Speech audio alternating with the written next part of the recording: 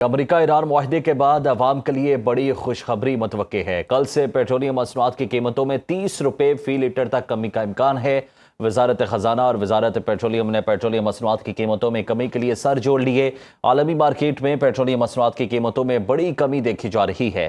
ज़राए के मुताबिक वजारत खजाना की कोशिश है कि पेट्रोलियम लेवी से रवा माली साल का बजट खसारा हदफ में रखा जाएगा।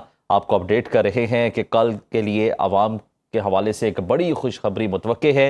कल से पेट्रोलियम मसनूआत की कीमतों में 30 रुपये फी लीटर तक कमी का इम्कान है। वजारत खजाना और वजारत पेट्रोलियम ने पेट्रोलियम मसनूआत की कीमतों में कमी के लिए सर जोड़ लिए हैं।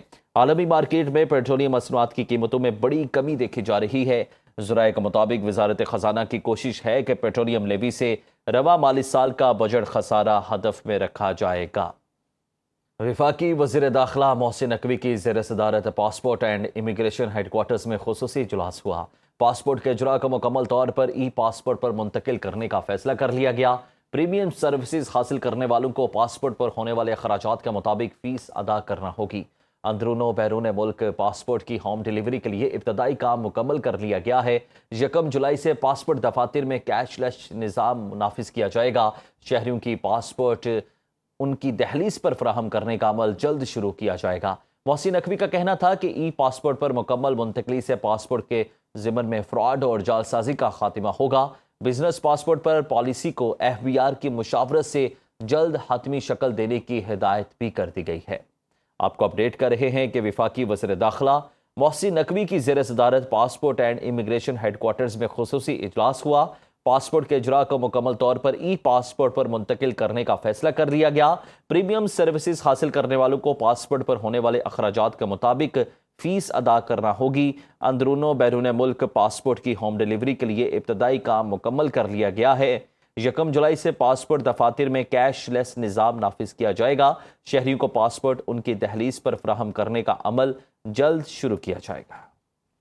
खैबर पख्तूनख्वा असम्बली के बजट के तहत फाइनेंस बिल की तफसीलात सामने आ गई।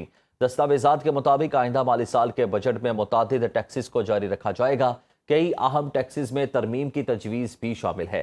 तमाम रिहायशी जायदादों के बकायाजात की यकमुश्त अदायगी पर 30% रियायत देने का फैसला किया गया है, जबकि रियायत 30 जून तक अदायगी करने वालों को दी जाएगी। आपको अपडेट कर रहे हैं कि खैबर पख्तूनख्वा असम्बली के बजट के तहत फाइनेंस बिल की तफसीलात सामने आ चुकी हैं। डिटेल्स जान लेते हैं ब्यूरो चीफ पेशावर यासिर हुसैन से। जी यासिर, बताइएगा फाइनेंस बिल के हवाले से।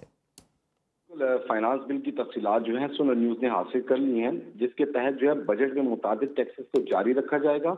इसी तरह कई अहम टैक्सेस में तरमीम की भी तजवीज़ की गई है। रिहायशी जायदादों के बकायाजात की एकमुश्त अदायगी पर 30% रियायत देने का फैसला किया गया है। इसी तरह 31 दिसंबर तक वाजिबात अदा न करने वालों पर जुर्माने आयद किए जाएंगे।